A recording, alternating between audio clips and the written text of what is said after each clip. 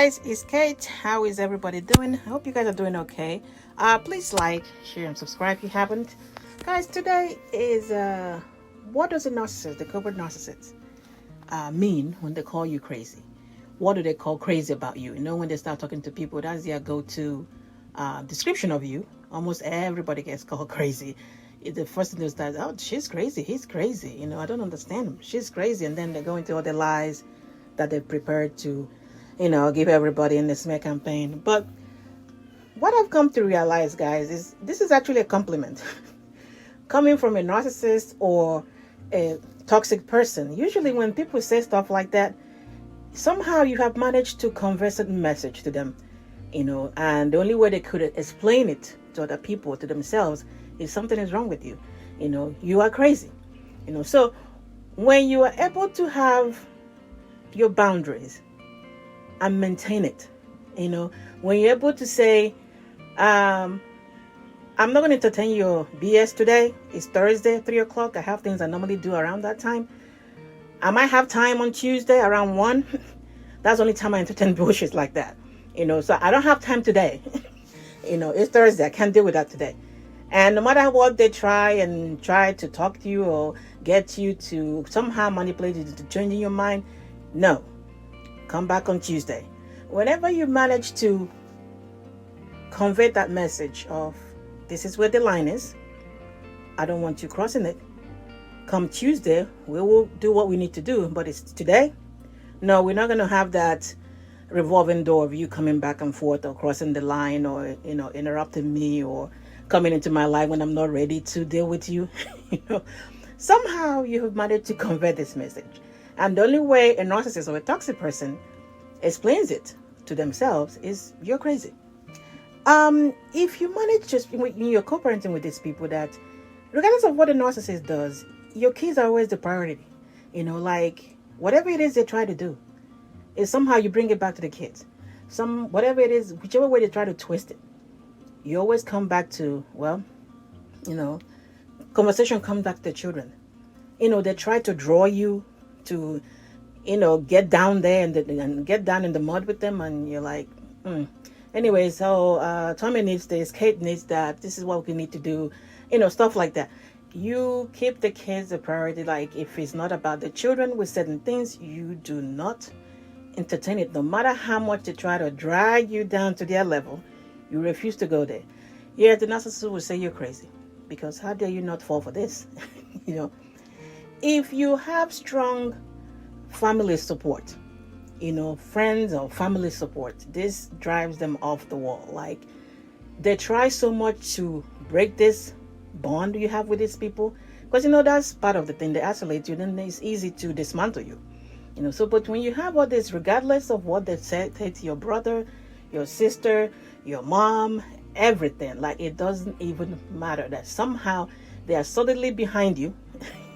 It does not matter.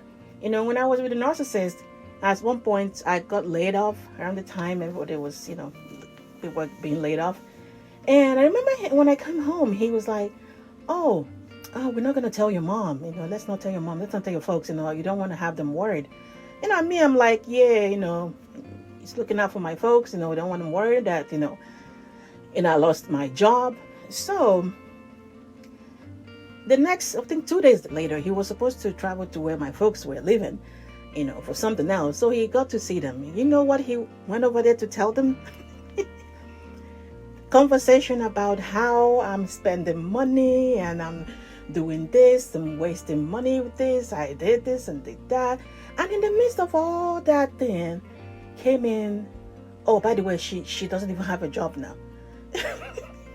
And my mom didn't tell me this until, much later. But this is somebody that told me, oh, don't tell your folks, But he went over there to tell them, because this is part of their whole, the smear campaign. Like I told you guys, it started way earlier than you would think. I wouldn't have thought this was going on.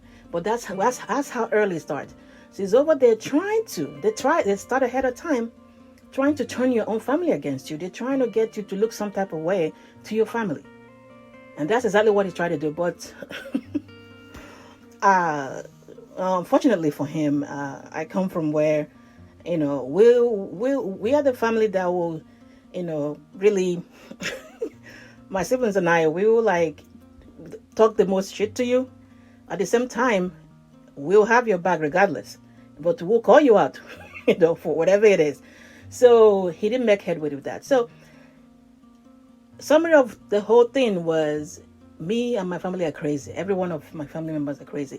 You should have seen afterwards where he went nuts. He singled everybody out one by one, talking about how crazy they are. Why? Because he wasn't able to convince them with all the lies that he was telling them behind my back. He couldn't shake it. You being happy, you find you are happy, outside of them. You are crazy. Something is wrong with you. You being genuinely happy where you're being indifferent, like you don't care what they're doing. It doesn't matter. Yeah, they're there, but it's not like they're part of the furniture. Okay, they're there. Whatever, you go parenting with them, but that's about it. You're crazy. You have the kids, or the kids rather lean towards you because the kids catch the vibe. They get this positive vibe from you. So they lean towards you more. And the next thing they'll say is, you are crazy. You turned the kids against them. You made this, when they haven't actually made any effort whatsoever to connect with the children. But you are crazy because the kids always seek you out. It doesn't matter what you're doing. They might be doing something that is $5,000 over there, and you're doing something $5 on the side. The kids will want to come do that $5 stuff with you. Why? Because you are the one that they're attracted to, not whatever the activity or cost is. You is you. So because of that, you are crazy. To the narcissist, that is to them definition of craziness, because something is wrong with you. You managed to convince the kids. You've messed up the kids' mind with your madness. You've inflicted it on them. So now they are all trying to hang around you. They don't want to spend time with them.